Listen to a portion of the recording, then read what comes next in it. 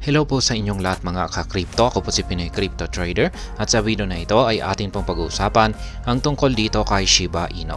Kung saan ang sabi po rito ay big investor accumulates 500 billion Shiba Inu from Coinbase as SHIB eyes 40 digits 3. Kaya ayan, habang sinusubukan pong bumalik ni Shiba Inu sa presyong 40 digits 3, ay meron daw pong isang malaking investor or whale ang nag-accumulate ng 500 billion na Shiba Inu token mula kay Coinbase. Yan, napakalaki pong amount ito, 500 billion na Shiba Inu tokens, at ito po ay kanyang inaccumulate or kanya pong binili sa isang kilala at nangungunang crypto exchange na si Coinbase. Kaya ayan yung lagi kong sinasabi na kapag may mga whale na nagbebenta, yan, nagda-dump ng kanilang Shiba Inu tokens, yan, malalaking Shiba Inu tokens, ay meron din pong mga malalaking investor or whale na handang saluhin ito. Kaya kung pag may nag-dump, may bibili rin dyan na malaking investor.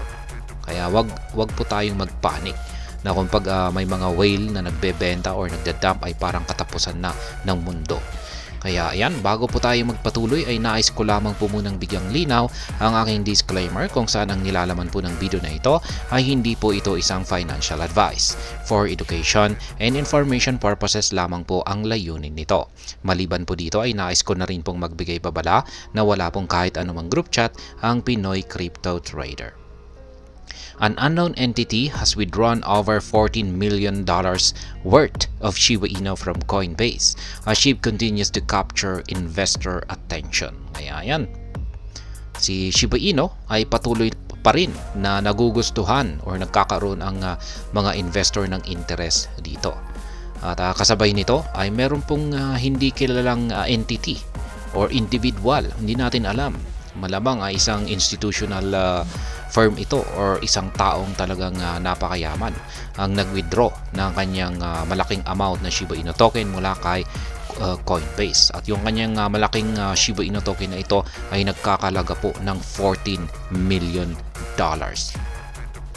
On-chain Nerd uncovered a Shiba Inu whale who created 7 new wallets to accumulate the asset. The unknown entity withdrew 71.55 billion Shiba Inu or worth yan, ang halaga po niyan ay $2.05 million from Coinbase to each of the new wallets for a total of 585 billion Shiba Inu or worth $14.35 million. Kaya yan yung whale daw na ito, ayon po sa on-chain na si Nerd, ay yan, gumawa daw po yung whale na ito ng 7 mga bagong wallet addresses. At dito po niya winidraw yung kanyang 500.85 billion na Shiba Inu token. Hinati-hati po niya. Tig si 71.55 billion Shiba Inu tokens yung kanyang linagay sa kada wallet. Kaya yan, sa kabuuan ay meron siyang Shiba Inu tokens na 500.85 na nagkakalaga ng $14.35 million. Kaya ito po yung official na tweet ng The Data Nerd. Yan po yung mga addresses yan, na nagpapatunay sa isinagawang transaction ng Shiba Inu whale na ito.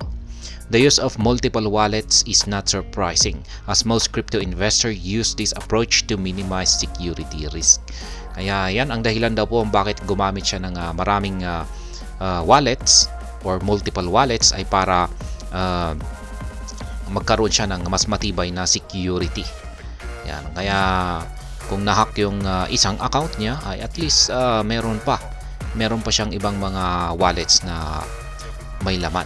Kaya yan, minimize niya yung security risk.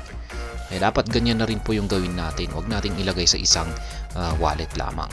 Recent bearish action around the cryptocurrency suggests that the address might have capitalized on the downtrend to acquire a position in SHIB. Kaya yan, mukhang yung whale daw na ito or yung investor na ito ay mukhang tinake advantage po niya yung naging yung bearish or pagbagsak sa presyo nitong Shiba Inu. Yan, sinamantala niya na bumili kasi mababang presyo. It bears mentioning that if the whale holds onto their SHIB holding until the cryptocurrency reclaims its all-time high, then the value of the assets will increase by over 3 times. In that case, 500.85 billion SHIB will be valued at $44.3 billion. Kaya ayan, kung sakaling ang whale daw na ito ay kanyang i-hold yung kanyang Shiba Inu tokens na ito hanggang sa umakyat si Shiba Inu sa kanyang previous all-time high o yung kanyang pinakamataas na nakamit na presyo, ang magiging resulta ng kanyang Shiba Inu holdings ay magkakaroon ito ng times 3. Yan, mata-times 3 yung value nito. Kaya yung kanyang 585 billion Shiba Inu tokens na nagkakalaga po ng nasa $14 million ay times 3 po natin yan, ay magkakaroon siya ng gain na $44.3 billion. Yan po ang magiging halaga ng kanyang 585 billion Shiba Inu tokens. At ayan, hanggang dito na lamang po tayo sa video na ito. Sana po ay inyong nagustuhan ang aking paliwanag dito. Kung inyo po itong nagustuhan, ay pakiclick lamang po ang like button nito.